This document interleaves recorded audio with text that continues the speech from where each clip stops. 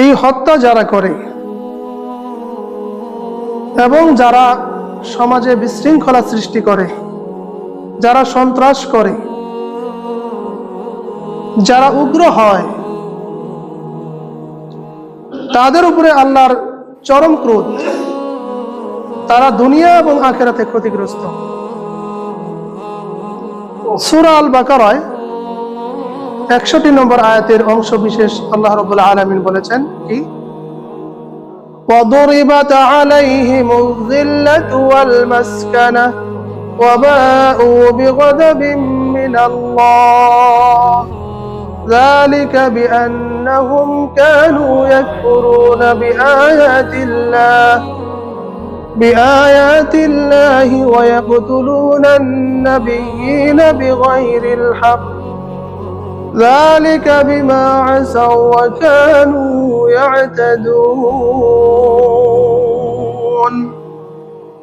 আল্লাহ রাব্বুল আলামিন বলছেন, তাদের উপরে আরোপিত হলো, চেপে বসলো, তাদেরকে গ্রাস করে ফেললো দুনিয়াতে লাঞ্ছনা, অপমান এবং বিগদাবিন মিনাল্লাহ, আল্লাহর চরম ক্রোধ, ঘৃণা, অভিশাপ। কেন? যালিকা বিআন্নাহুম কানু ইয়াকফুরুনা বিআয়াতিল্লাহ, তারা আল্লাহর আয়াতকে, আল্লাহর নিদর্শন সমূহকে অস্বীকার করেছে, অমান্য করেছে, অগ্রাহ্য করেছে। আল্লাহর বিধি বিধানকে অবমূল্যায়ন করেছে, অসম্মান করেছে। এবং আরেকটি কারণ হলো ওয়ায়াকুতুলুনান নাবিয়্যিনা বিগাইরিল হক, তারা অন্যায়ভাবে নবীদেরকে হত্যা করেছে।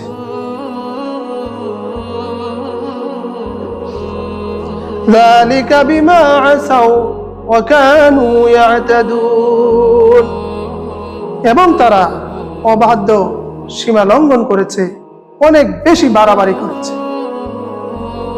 তো আল্লাহ তাআলা সর্বপ্রথমই বললেন ওয়াদুরিবাত আলাইহিমুয যিল্লাতু ওয়াল মাসকানা, তাদের উপরে যে দারিদ্রতা, যে অপমান, যে শাস্তি, এটা শুরু হয়ে গেল। এর প্রধান কারণ হলো আল্লাহর আয়াতকে, আল্লাহর নিদর্শন সমূহকে, আল্লাহর বিধানকে তারা কি করেছে? অস্বীকার করেছে। ইয়াকফুরুনা বিআয়াতিল্লাহ, অস্বীকার করেছে আল্লাহর আয়াতকে, আল্লাহর বিধানকে, আল্লাহর নিদর্শন সমূহকে। এই অস্বীকার করার কারণে এবং এই অস্বীকার করার কারণেই তাদের উপরে আল্লাহর লানত, আল্লাহর অভিশাপ, আল্লাহর চরম ক্রোধ। আর এখানে উল্লেখযোগ্য যে বিষয়টা, সেটা হলো ওয়ায়াকুতুলুনান নাবিয়্যিনা বিগাইরিল হক, তারা অন্যায়ভাবে নবীদেরকে হত্যা করেছে। এই নবীদেরকে হত্যা করা এবং নবীদেরকে বিশেষভাবে নবীর কথা কেন বলা হলো? কারণ তামাম দুনিয়ায় দেখেন, আল্লাহ রাসূল সাল্লাল্লাহু আলাইহি সাল্লাম বলেছেন, তামাম দুনিয়ায় যা কিছু আছে, বিশেষ করে আসমান এবং জমিন, এই পৃথিবী, সব কিছুর চেয়ে একজন মুমিনের জীবনের মূল্য আল্লাহর কাছে অনেক বেশি। একজন মুমিনের জীবনের তুলনায় তামাম দুনিয়ার কোনো কিছুই আল্লাহর কাছে কোনো কিছুই নাই, এগুলো সব মূল্যহীন। একজন মুমিনের জীবন যদি এত দামি হয়, তাহলে সমস্ত মুমিনদের লিডার, নেতা, ইমাম হচ্ছে নবী রাসূলগণ। তাহলে তাদের মর্যাদা কত বেশি।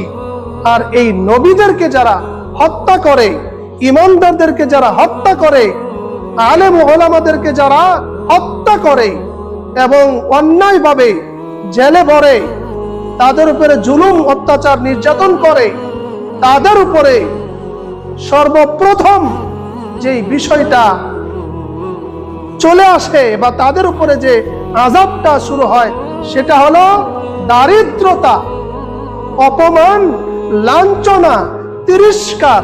এগুলো দুনিয়া থেকেই তাদের উপরে শুরু হয়ে যায়। বিগদাবিন মিনাল্লাহ, আল্লাহর চরম ক্রোধ। আল্লাহ এত বেশি রাগান্বিত হন যেটা বলার বাহিরে।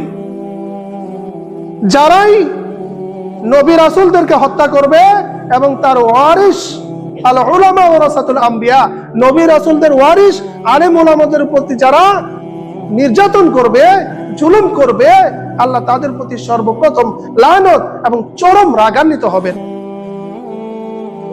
আর দারিদ্রতা তাদের উপরে চাপিয়ে দিবেন। দুনিয়া যত অশান্তি আছে, দুনিয়াতে যত প্রকার লাঞ্ছনা আছে, সব কিছু তাদের উপরে আল্লাহ চাপিয়ে দিবেন। নাউযুবিল্লাহি মিন যালিক। সমাজে হচ্ছেও তাই। আগে নবী রাসূলদেরকে যারা হত্যা করেছিল তাদের উপর আল্লাহর গজব এসে তাদেরকে সমূলে ধ্বংস করে দিয়েছে। কিন্তু বিশ্বনবী মুহাম্মদ রাসূলুল্লাহ সাল্লাল্লাহু আলাইহি সাল্লাম তিনি দোয়া করেছিলেন কি? আল্লাহর কাছে 3টি দোয়া করেছিলেন, তার 2টি আল্লাহ তাআলা কবুল করেছেন। এই 2টি যেটি কবুল করেছেন সেটি হলো, দুইটার মধ্যে একটা হলো যে আল্লাহ তুমি কিয়ামত পর্যন্ত আমার উম্মতদের উপরে তুমি কি করো না, দারিদ্রতা এত বেশি চাপিয়ে দিও না যে দারিদ্রতার কারণে তারা শিরক বেশি বেশি করে, এবং তাদের পাপের শাস্তি এই দুনিয়াতে এমন ভাবে উন্মোচিত করো না যেন তারা কি হয়, অপমানিত হয়, লাঞ্ছিত হয়, তিরস্কৃত হয়। কিন্তু হত্যার বিষয়টা বলা হয়েছিল, কিন্তু আল্লাহ তাআলা সেটা কবুল করেন নাই। এই জন্য কিয়ামত পর্যন্ত এই হত্যাযজ্ঞ এটার একটা রেশ আছে, থাকবে। এই আল্লাহর নবী সাল্লাল্লাহু আলাইহি ওয়াসাল্লাম দোয়া করেছেন, এই দোয়ার বদলতে এখন কি হয় না, মানুষগুলো আর ওইভাবে ধ্বংস প্রাপ্ত হয় না। আকাশ থেকে সরাসরি গজব এসে মানুষ আর ধ্বংস হয় না। কিন্তু আল্লাহ তাআলা তাই বলে ছেড়ে দিবেন বিষয়টি এমন নয়। যারাই যুগে যুগে নবী রাসূল এবং তার উত্তরাধিকারী আলেম উলামা তাদের উপরে জ্বালাই জুলুম নির্যাতন করেছে, তাদের উপরে অপমান, নির্যাতন এবং তাদের উপরে ভয়াবহ শাস্তি এই দুনিয়াতেই শুরু হয়ে গেছে। এই জন্য রাসূল বলেছেন, ইন্নাল হুমাল উলামা মাসমুমা, তোমরা রাসূল আলেম উলামাদের তাদেরকে জুলুম তো দূরে থাক, তাদের সমালোচনা পর্যন্ত করতে পারবে না, তাদের গোশত খাবে না, তারা যদি হকের পথে থাকে। তবে হ্যাঁ, তারা যদি কোরআন সুন্নাহ বিরোধী কিছু বলে তার প্রতিবাদ সবাই করতে পারবে, যারা জানে সেটা প্রতিবাদ করতে পারবে, এটা রাইট আছে। কিন্তু কোরআন এবং হাদিস অনুযায়ী যতক্ষণ পর্যন্ত তারা কথা বলবে তাদেরটা তোমরা দ্বিধাহীন চিত্তে মেনে নেবে, এর মধ্যেই তোমাদের দুনিয়া এবং আখিরাতে কল্যাণ রয়েছে। এবার আসুন, এই হত্যা কত বড় জঘন্যতম অপরাধ। সূরা আন-নিসা 93 নম্বর আয়াতে আল্লাহ তাআলা উল্লেখ করেছেন কি? আল্লাহ রাব্বুল আলামিন বলেন, وَمَن يَقْتُلْ مُؤْمِنًا مُتَعَمِّدًا فَجَزَاؤُهُ جَهَنَّمُ خَالِدًا وَغَضِبَ اللَّهُ عَلَيْهِ وَلَعَنَهُ وَأَعَدَّ لَهُ عَذَابًا عَظِيمًا। আল্লাহ রাব্বুল আলামিন বলেন, শোনো, وَمَن يَقْتُلْ مُؤْمِنًا مُتَعَمِّدًا, আল্লাহ রাব্বুল আলামিন বলেন, যে ব্যক্তি সমাজের ভিতরে অন্যায়ভাবে কোনো মুমিনকে হত্যা করবে, মুতাআম্মিদান, ইচ্ছাকৃতভাবে, ফাজাযাউহু জাহান্নাম, তার ঠিকানা হচ্ছে জাহান্নাম, খালিদান ফিহা, এবং সেখানে সে দীর্ঘকাল পর্যন্ত, চিরকাল সে সেখানে অবস্থান করবে। ওয়াগাদিবাল্লাহু আলাইহি, এবং আল্লাহর চরম ক্রোধ, আল্লাহর অভিশাপ, ওয়ালাআনাহুল্লাহ, এবং আল্লাহর লানত তার উপরে বর্ষিত হোক, আল্লাহ তার প্রতি লানত করেছেন। ওয়াআদ্দা লাহু আযাবান আযীমা, এবং আল্লাহ তাআলা তার জন্য নির্ধারণ করে রেখেছেন, প্রস্তুত করে রেখেছেন আযাবান আযীমা, মহাশাস্তি। দেখেন, একটা মুমিনকে অন্যায়ভাবে ইচ্ছাকৃতভাবে যদি কোনো ব্যক্তি হত্যা করে, তার জন্য আল্লাহ তাআলা 4 প্রকার শাস্তি উল্লেখ করেছেন, ঘোষণা করেছেন। প্রথম শাস্তিটা কি? ফাজাযাউহু জাহান্নাম। আল্লাহ এতটুকু বললেই তো হয়ে যেত। জাহান্নাম কিসের জায়গা বলেন তো? জাহান্নাম শাস্তির জায়গা, অপমানের জায়গা, লাঞ্ছনা তিরস্কারের জায়গা। যেখানে মানুষ শুধু শাস্তি ভোগ করবে বিষয়টি এমন নয়, চরম এবং পরম যেটা ভয়াবহ কঠিন যেই কষ্টটা, সেটা হলো মানুষ চরম অপমানিত হবে, লাঞ্ছিত হবে। সেখানে এত বেশি অপমানিত হবে, এত বেশি তিরস্কৃত হবে, মানুষ মৃত্যুকে একেবারে সাধারণ মনে করবে ওই অপমানের তুলনায়। যে ব্যক্তি কোনো মুমিনকে ইচ্ছাকৃতভাবে হত্যা করবে, আল্লাহর প্রথম কথায় ওয়ামাই ইয়াকতুল মুমিনান, যে ব্যক্তি কোনো মুমিনকে, একজন মুমিনকে হত্যা করবে মুতাআম্মিদান, ইচ্ছাকৃতভাবে, ইচ্ছাকৃতভাবে প্ল্যান প্রোগ্রাম করে, যারাই পরামর্শ মোতাবেক ইচ্ছাকৃতভাবে হত্যা করবে, ফাজাযাউহু জাহান্নাম, তার প্রথম শাস্তির ঘোষণা করেছেন যে যার শাস্তি একমাত্র জাহান্নাম। এইটা বললেই যথেষ্ট ছিল, কিন্তু তারপরে ক্ষণে বলেছেন কি? অগাদিবাল্লাহু, এবং আল্লাহ চরম ক্রোধ, আল্লাহর চরম ক্রোধ তাদের উপরে, আল্লাহর ঘৃণা, আল্লাহর অভিশাপ তাদের উপরে, আল্লাহর অভিশাপ। 2 নম্বর শাস্তি কি? তাদের উপরে আল্লাহর অভিশাপ। 1 নম্বর শাস্তি জাহান্নাম। এতটুকু বলাই যথেষ্ট ছিল, কিন্তু আল্লাহর অভিশাপ এবং আল্লাহর ক্রোধ, আল্লাহর রাগান্বিত হওয়াটা আরো বেশি জটিল অবস্থা। দ্বিতীয় শাস্তি, আল্লাহ তাদের প্রতি রাগান্বিত হবেন, গুসা করবেন, আল্লাহ তাদেরকে অভিশাপ করবেন, লানাতুল্লাহ, এবং আল্লাহ তাদের প্রতি লানত করেছেন।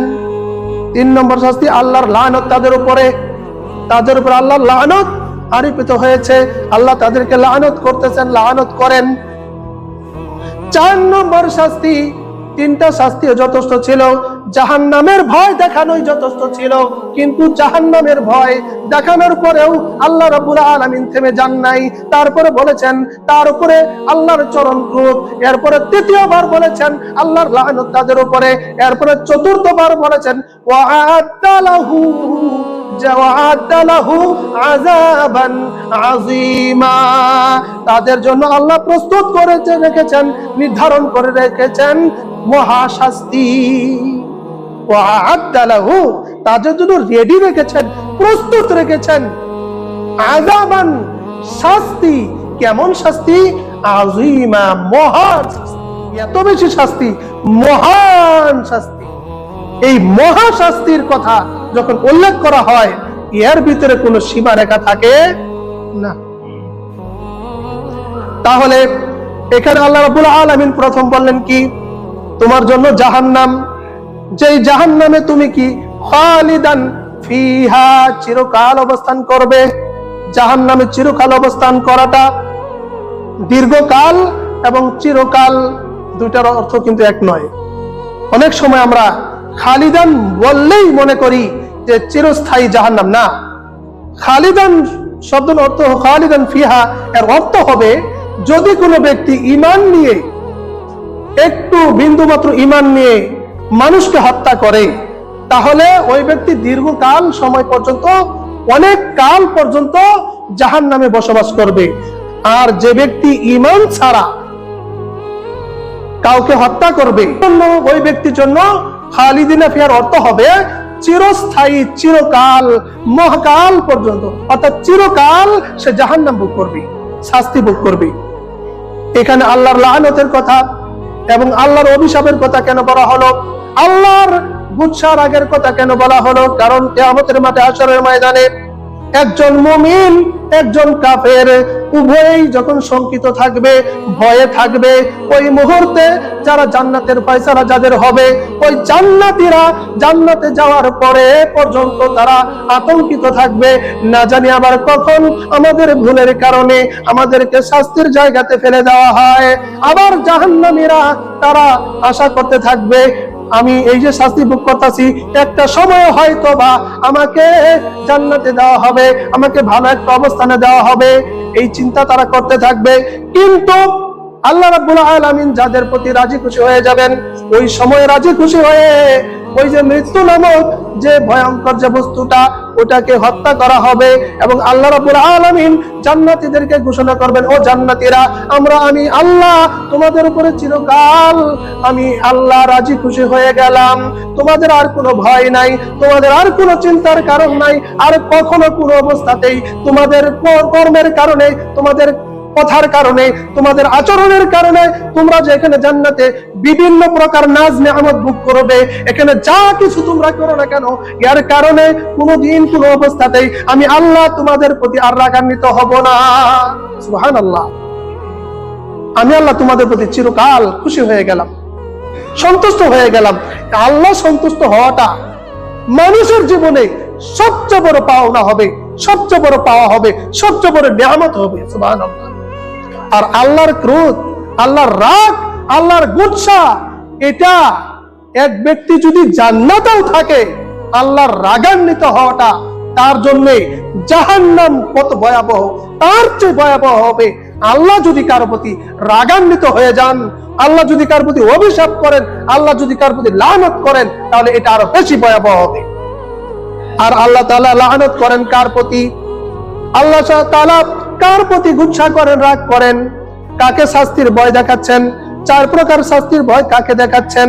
জাহান্নামের ভয় দেখানোর যথেষ্ট ছিল, এরপরে আল্লাহর ক্রোধ, আল্লাহর রাগ করাটা, আল্লাহর অভিশাপ করাটা, এটাও যথেষ্ট ছিল, এরপর আল্লাহ লানত, এটাও যথেষ্ট ছিল। এরপরে আবার বলেছেন তার জন্য আরো শাস্তি রেখেছি। কি শাস্তি? সেটা হলো আযাবান আযীমা, মহা শাস্তি তার জন্য রেডি আছে, প্রস্তুত করে নির্ধারণ করে রেখেছেন। তার মানে দুনিয়াতেই তার শাস্তি শুরু হয়ে যাবে, দুনিয়াতেই। একজন মুমিনের জীবন, একজন মানুষের জীবন আল্লাহর কাছে কত দামি। সূরা আল মায়েদা 32 নম্বর আয়াতে আল্লাহ বলেছেন, মিন আজলি যালিক কাতাবনা আলা বানি ইসরাঈল আন্নাহু মান কাতালা নাফসান বিগাইরি নাফসিন আও ফাসাদিন ফিল আরদি ফাকান্নামা কাতালা আন-নাস জামিআ ওয়া মান আহইয়াহা ফাকান্নামা আহইয়া আন-নাস জামিআ। আল্লাহ রাব্বুল আলামিন বলেন, আমি বনি ইসরাঈলদেরকে বিধান করে দিয়েছিলাম, এই কারণে তাদেরকে বিধান করে দিয়েছিলাম। কি বিধান দিয়েছিলাম? যে দুনিয়াতে যারা কাউকে অন্যায়ভাবে হত্যা করে এবং এরপরে কিংবা দুনিয়া থেকে অন্যায়ভাবে হত্যা করা কিংবা দুনিয়াতে সন্ত্রাস সৃষ্টি করা, দুনিয়াতে বিপর্যয় সৃষ্টি করা, এই 2টা কারণ ব্যতীত যারা মানুষকে অন্যায়ভাবে হত্যা যে করে, ওই ব্যক্তি যেন ফাকান্নামা কাতালান নাস জামিআ, तमाम পৃথিবীর সকল মানুষকেই হত্যা করে ফেললো।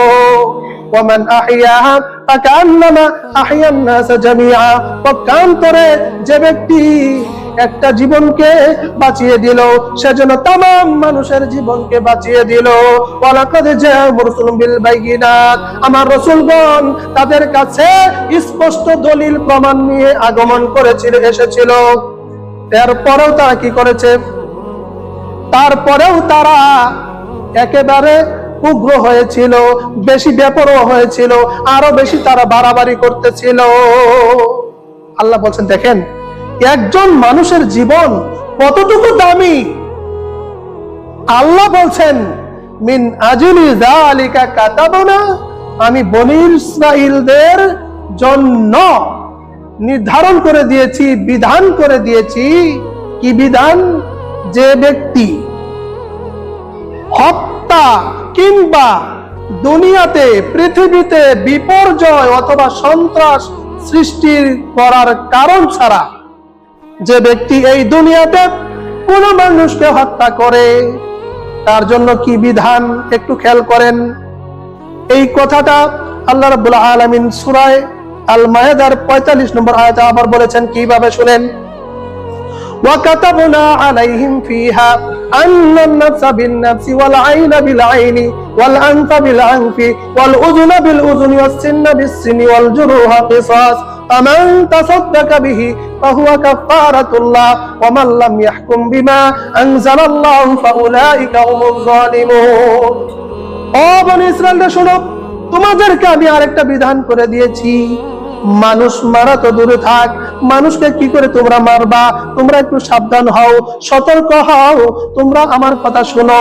আমার কথাটা কি, ওয়াকাতাবনা আলাইহিম ফিহা আন্নান নাফসা বিন-নাফস, যে ব্যক্তি মানুষকে হত্যা করবে, হত্যার বিনিময়ে হত্যা, অর্থাৎ মানুষের জীবনের বিনিময়ে জীবন, ওয়ালা আইনা বিল আইনি, আইনুন মানে কি, চোখ, আইনুন মানে চোখ, চোখের বদলে চোখ, ওয়াল আনফা বিল আনফি, নাকের বদলে নাক, আর কি ওয়াল উযুনা বিল উযুনি, এবং কি কানের বদলে কান, ওয়াসসিন্না বিসসিন্নি, দাঁতের বদলে দাঁত, ওয়াল জুরুহা কিসাস, এবং অন্যান্য জখমের বিনিময়ে জখম। ফাহুয়া কাফারাতুল্লাহ, তবে যে ব্যক্তি মানুষের এই কর্মকাণ্ডগুলো, এই অপরাধগুলো ক্ষমা করে দিবে, ওই ব্যক্তির জীবনের ফাহুয়া কাফারাতুল্লাহ, ওই ব্যক্তির জীবনের গুনাহগুলো আল্লাহ মাফ করে দিবেন। সুবহানাল্লাহ। ওয়া মান লাম ইয়াহকুম বিমা আনজালাল্লাহু ফাউলাইকা হুমুজ জালিমুন, যে ব্যক্তি আল্লাহর বিধান কোরআন অনুযায়ী, কিতাব অনুযায়ী ফয়সালা করে না, ওর চেয়ে বড় জালিম দুনিয়াতে আর একটাও নাই, ও হচ্ছে সবচেয়ে বড় জালিম। কিভাবে হত্যা করবে? এই হত্যাযজ্ঞ কি জন্য হলো? হত্যার বিচার হয় না। মামলা করলে যে ব্যক্তি ভিকটিম, অর্থাৎ যার পরিবারকে, যে ব্যক্তির পরিবারের একজনকে হত্যা করা হলো, ওই ব্যক্তি আরো বেশি বিচারের ক্ষেত্রে আরো বেশি জুলুম নির্যাতনের শিকার হয়। কি বলে? তদন্ত চলছে, চোখের সামনে দেখার পরে, দিবালোকে দেখার পরে এইটুকু দেখাই যথেষ্ট ছিল, এরপরেও তদন্তের নামে মানুষের উপরে মিথ্যা হয়রানি করে, জুলুম নির্যাতন করে, এই ব্যক্তি হচ্ছে দুনিয়ার মধ্যে ওয়ামাল্লাম ইয়াহকুম বিমা আনজালাল্লাহ ফাউলাইকা হুমুজ জালিমুন, আল্লাহর বিধান অনুযায়ী তারা ফয়সালা না করার কারণে তারা হয়ে গেছে জালিম। ইন্নাহু লা ইফলিহুজ জালিম, গত জুমাতে আলোচনা করেছি, পুরো জালিম দুনিয়া এবং আখিরাতে সফল হয়নি, হবেও না। একটা মানুষের জীবন যে ব্যক্তি বাঁচিয়ে দেয়, কোন মানুষ? যে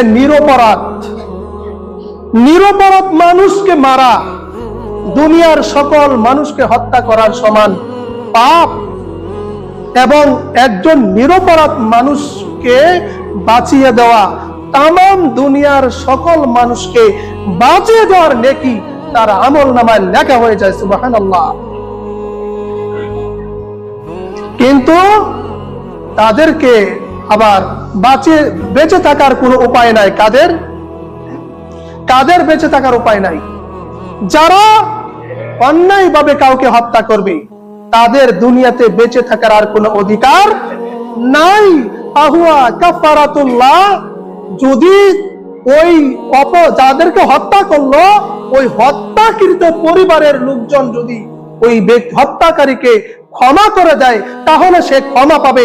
নচেত দুনিয়ার কোন শক্তি, তামাম দুনিয়ার সবাই মিলেও যদি তাকে ক্ষমা করে দেয়, এটা ক্ষমা হবে না, হবে না, হবে না, এই কথা আল্লাহ বলেছেন। আর যে ব্যক্তি ক্ষমা করবে, সেই ব্যক্তি হয়ে যাবে কি? জালিম। আপনার পরিবারের, আপনার ভাইকে, আপনার বাবাকে, আপনার সন্তানকে হত্যা করেছে এক ব্যক্তি, মামলা করেছেন কোর্টে, থানায়, রায় হয়েছে, তার মৃত্যুদণ্ডের আদেশ হয়ে গেছে, রাষ্ট্রপতি নামক একজন ব্যক্তি ক্ষমা করে দিবে। ওর বাবার ক্ষমতা আছে ক্ষমা করে দেয়? রাষ্ট্রপতির বাবারও ক্ষমতা নাই। দুনিয়াতে এরকম কোন আইনই নাই যে হত্যা করলে একজনকে যদি হত্যাকৃত পরিবারের পক্ষ থেকে তাকে মাফ করে দেওয়া হয়, তাহলে ওই ব্যক্তি বেঁচে থাকতে পারবে, নচেত বেঁচে থাকার কোনো উপায় এই দুনিয়াতেই নাই। কোরআনের বিধান কত উন্নত! কোরআন অনুযায়ী, আল্লাহর কিতাব অনুযায়ী যদি কোনো মানুষ দুনিয়াতে বসবাস করে, সেই ব্যক্তি মানুষ তো দূরে থাক, অন্য প্রাণী, কুকুর, বিড়াল পর্যন্ত দুনিয়াতে সুখে শান্তিতে থাকতে পারবে, তাদের নিরাপত্তার কোনো অভাব হবে না। কিন্তু এই জিনিসটা আজকে আমরা চাচ্ছি না। একজন মানুষ মরে গেল, ওই লাশ নিয়ে পর্যন্ত ব্যবসা শুরু হয়ে যায়, টানাটানি করে, কে কাকে ধরবে, কে কাকে নিবে, আগে নিবে, এটা উপরে মায়া কান্না দেখিয়ে তাকে নিয়ে ব্যবসা করে। আসলেই অন্তরে তাদের মায়া বলতে, দয়া বলতে কিচ্ছু নাই। আছে কোনো ক্ষমতা? নাই তো। আল্লাহ বলেছেন কি দেখেন, সূরা আল মায়দা 45 নম্বর আয়াত আপনি খুলেন দেখেন, ওয়া কাতাবনা আলাইহিম ফিহা আন্না নাফসা বিন নাফসি, জীবনের বিনিময়ে জীবন। আপনি একজনকে হত্যা করেছেন, কারো প্রাণ কেড়ে নিয়েছেন, আপনি বেঁচে থাকতে পারবেন না। এই ভয়টা যদি থাকে আর এই আইনটা যদি দুনিয়াতে চালু থাকে, তাহলে কোনো ব্যক্তি, কোনো খুনি আর কোনো খুন করার সাহস পাবে না। পাবে নাকি? ওয়াসসারিকু ওয়াসসারিকাতু ফাকতাউ আইদিয়াহুমা জাযাআন বিমা কাসাবা নাকাল্লাম মিনাল্লাহ। চোরের বিধান আল্লাহ করে দিয়েছেন, চোরের বিধান, সে মেয়ে হোক অথবা পুরুষ হোক, নারী হোক পুরুষ হোক, চুরি যেই করবে আল্লাহর বিধান অনুযায়ী ওই চোরের একটি হাত কেটে ফেলা হবে, সে নারী হোক অথবা পুরুষ হোক। বিধান করে দিয়েছেন কে? আল্লাহ। কিন্তু এই বিধানটা নাকি মানবতা লঙ্ঘন। কিন্তু যারা মানবতার ফেরারি, মানবতার দুয়ারি, মানবতার সোহাগী যারা নিজেদেরকে দাবি করে, এদের মতো খারাপ মানুষ দুনিয়াতে আর একটাও নাই। এটা মানবতা নিয়ে কি করে?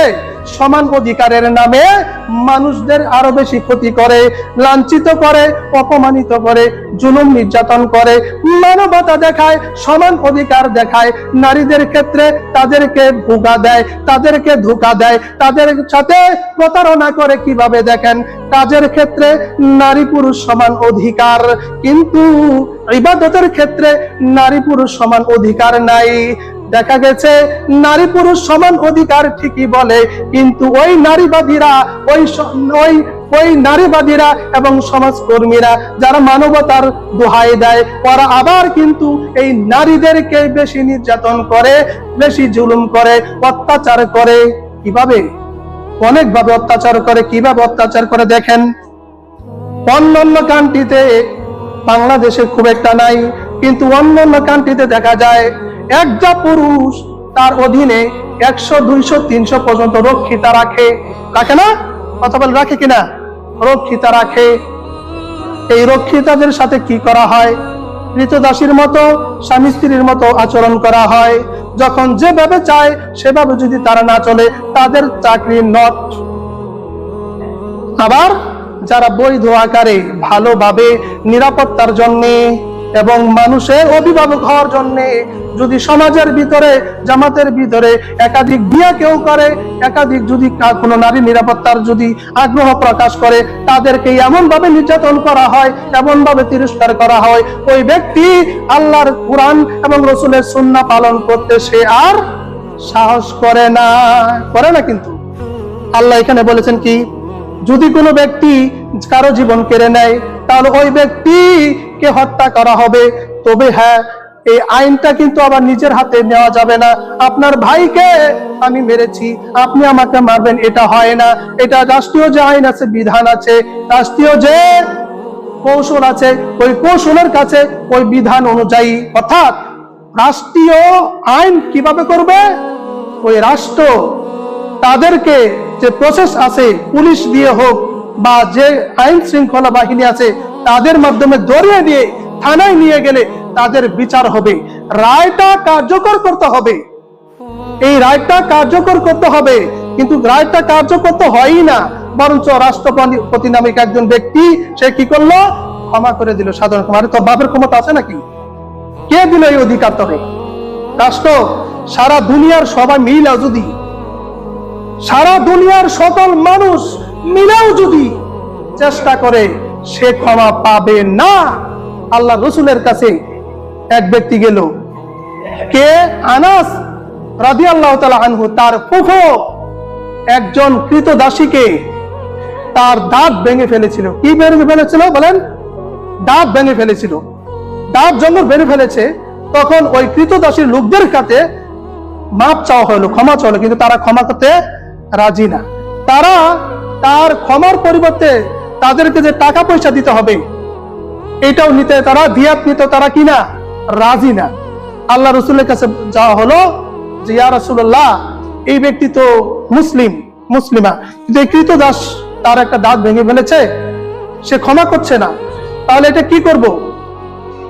আল্লাহ রাসূল সাল্লাল্লাহু আলাইহি সাল্লাম তাকে বলা হলো যে সে যদি ক্ষমা করে দেয় তাহলে তুমি ক্ষমা পাবে, তা না হলে তুমি কি আল্লাহর বিধান পড়ো নাই? ওয়াসিন্না বিসিন্নি, দাঁতের বদলে দাঁত। তুমি কি পড়ো নাই? আল্লাহর বিধানের বাহিরে কি আমি কথা বলতে পারবো?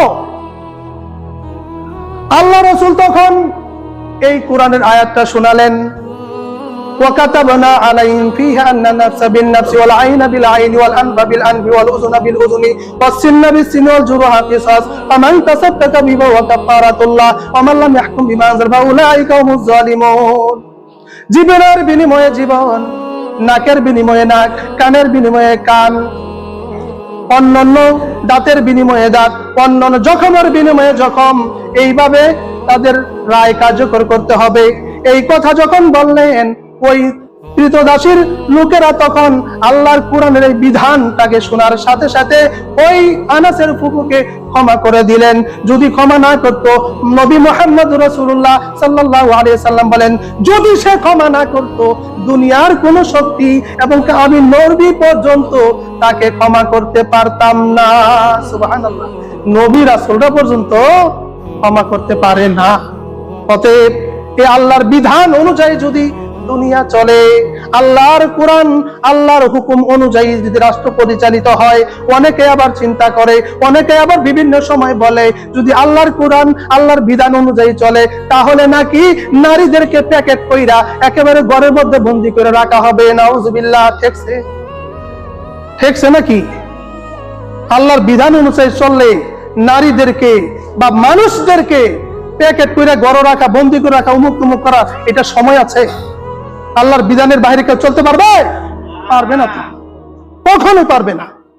যারা বলে তারাই প্রতারক, তারাই জালিম, তারাই সবচেয়ে বড় স্বৈরাচার। অতএব আল্লাহ তাআলা বিধান অনুযায়ী একটা মানুষকে মারা যাবে না। সম্মানিত মুসলিম ভাইরা, কিয়ামতের মাঠে হাশরের ময়দানে সর্বপ্রথম যেই বিষয়ে ফয়সালা করা হবে সেই বিষয়টা কি জানেন? সহিহ আল বুখারী হাদিস নম্বর হলো 6864, 6864 নম্বর হাদিস। আল্লাহ রাসূল সাল্লাল্লাহু আলাইহি সাল্লাম বলেছেন কি, আউয়ালু মা ইয়াকুদা বাইনান নাসি ফিদ্দিমা। আল্লাহ রাসূল সাল্লাল্লাহু আলাইহি সাল্লাম বলেন, বান্দারা শোনো, আমার সাহাবারা শোনো, কিয়ামতের মাঠে হাশরের ময়দানে আল্লাহ তাআলা সর্বপ্রথম মানুষদের বিষয়ে যে ফয়সালাটা করবেন, যে বিচারটা করবেন, সেটা হলো হত্যা সম্পর্কে। কি সম্পর্কে? হত্যা সম্পর্কে। হত্যা সম্পর্কে সর্বপ্রথম বিচার করা হবে।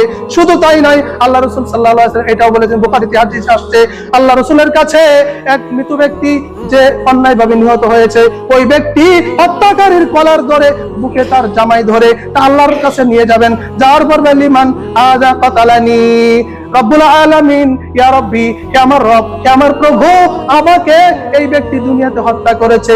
ওই হত্যাকারী ওই ব্যক্তির শরীর থেকে তখন রক্ত টকবক টকবক করে ফোঁটা ফোঁটা পড়তে থাকবে।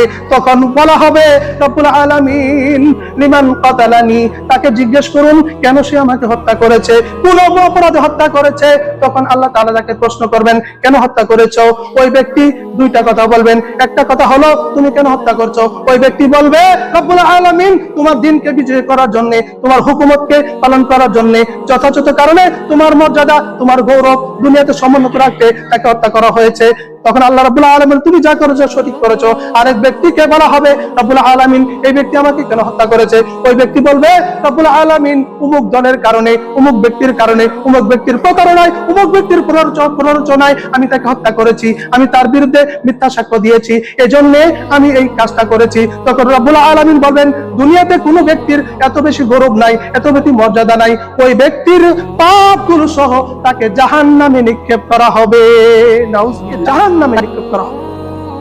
আর দুনিয়াতে মানুষ একবার যদি এই হত্যাযজ্ঞ শুরু হয়ে যায়, এটাও বুখারীর হাদিস, এই তার আগের নম্বর হাদিসটা আল্লাহ রাসূল বলেছেন যে মানুষের মধ্যে যে অভ্যাসটা একবার চালু হয়ে গেলে ওই ধ্বংস থেকে বাঁচার আর কোনো উপায় থাকে না, সেটা হলো কাউকে হত্যা করা, হালাল কারণ ছাড়া হারাম উপায়ে রক্তপাত করা, অর্থাৎ অন্যায় ভাবে কাউকে হত্যা করা। হত্যা করা যায় বা মৃত্যুদণ্ড কার্যকর করতে পারবে রাষ্ট্র কার উপরে? যে ব্যক্তি কাউকে অন্যায়ভাবে হত্যা করে ওই ব্যক্তির মৃত্যুদণ্ড রাষ্ট্র কার্যকর করবে। প্রকাশ্যে করাটাই উত্তম হবে, তাহলে দুনিয়ার মানুষ জানবে যে হত্যা করলে আর বেঁচে থাকা যায় না। যদি প্রকাশ্যে দিবালোকে মানুষের হাত কাটা হয়, চুরি করার সাহস আর কেউ পাবে না, মানুষ সম্পদ বাহিরে রেখেই ঘুমাতে পারবে, কেউ আর ভয় পাবে না, কারো সম্পদ নেওয়ার চেষ্টা করবে না, চিন্তা করবে না। এবং এটাও যদি মানুষ জানে কারো বিরুদ্ধে মিথ্যা অভিযোগ দিয়া, মিথ্যা মামলা দিয়া যদি কাউকে জেলে রাখা হয়, তার দুনিয়াতে তার সমস্ত আমলনামা শুধু নয়, তাদের সম্পদ সম্মান সবকিছু আল্লাহ কেড়ে নিয়ে তাদের হাতে তুলে দিবেন। এটা অচিরেই দিবেন, অতি দ্রুত দিবেন, এই চিন্তা যাদের থাকবে। আর এটা যদি হয়, মিথ্যা মামলা দিয়ে যদি কাউকে জেল কাটানো হয়, তার কি পরিণতি সে যদি জানে, তাহলে মিথ্যা হামলা কারো প্রতি করতে পারবে